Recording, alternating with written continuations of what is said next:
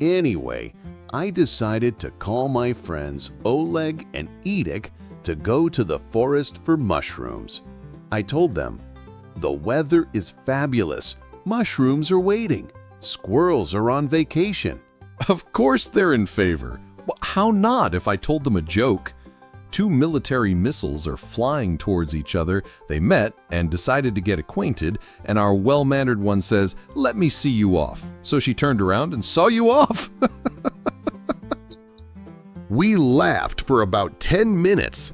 Then we went out, with baskets and plaid shirts, like a group of folk choir in camouflage. But the forest is like a market on Saturday. Everything seems clear, and then one day, no friends, no exit, no discount. I'm standing, spinning. No one, no Oleg or Edith, only a mushroom, and it whispers suspiciously, "I'm a fly agaric." He started to call out in a manly way. "Ow! Edith! Ah! Oh, Edith! No reaction. Even the mosquitoes froze.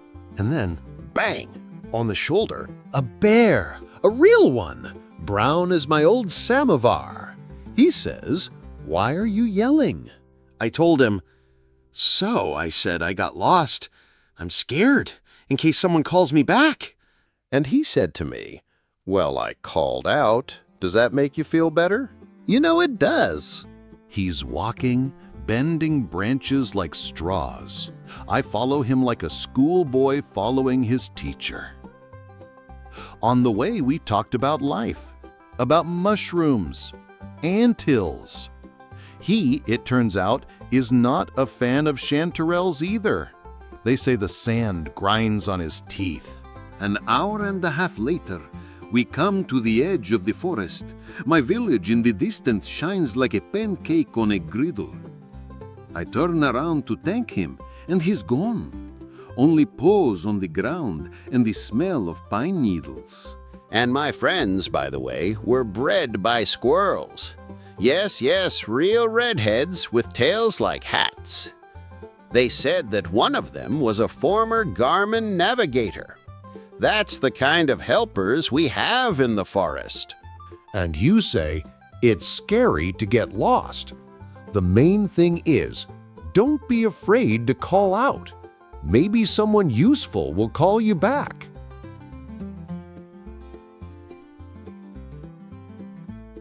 It was an ordinary day. It was warm, the flies didn't bother me.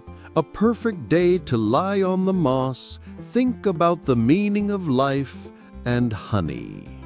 Suddenly, "Ow!" I asked, "Why are you yelling like that, neighbor?" And he was trembling.